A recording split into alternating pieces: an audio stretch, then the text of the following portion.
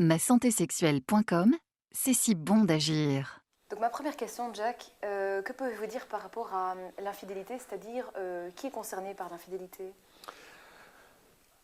Ce qu'il faut bien comprendre, c'est que l'infidélité n'est pas une chose anormale. Ça ne veut pas dire qu'elle est acceptable. Non. Mais naturellement, d'un point de vue naturel, on ne peut pas dire que c'est la fidélité qui est normale. C'est donc l'infidélité qui est plutôt normale. Elle concerne environ 50% des couples et plus de 90% des personnes si on les interroge sur toutes les relations qu'ils ont connues dans leur vie. Donc 90% des personnes ont été infidèles au moins une fois et 50% des couples sont concernés.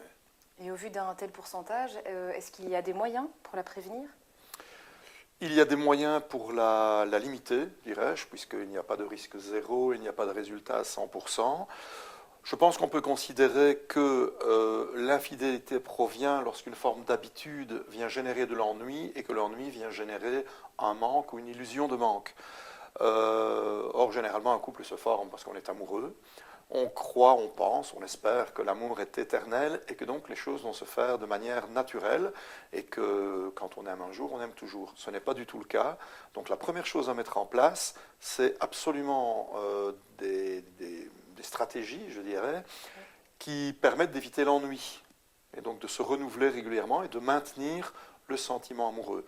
D'autre part, on pourrait aussi considérer qu'un projet de vie commun, une passion commune, des intérêts communs, pour que ce soit culturel, sportif, peu importe, est également un facteur de pérennité de la relation et du sentiment amoureux. Et quand l'infidélité se produit malgré les stratégies qu'on a pu mettre en place, qu'est-ce qu'on peut faire concrètement?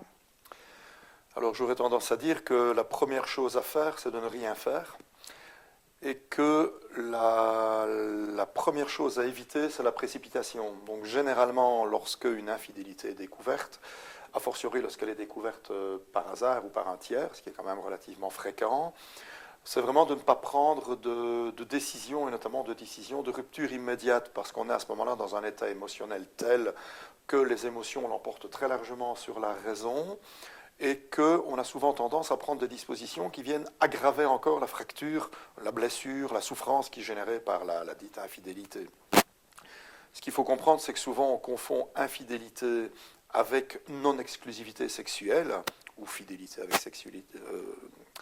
exclusivité sexuelle, et que donc très fréquemment ce que l'on appelle une infidélité est une transgression de l'exclusivité sexuelle plus ou moins tacitement admise.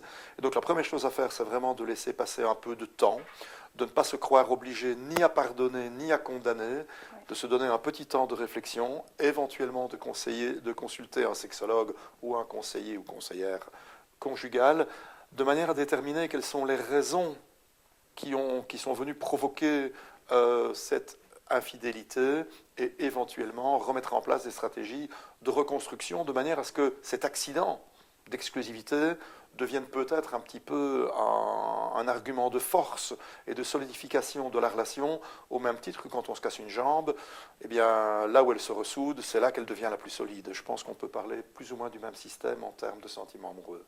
Ok, très bien.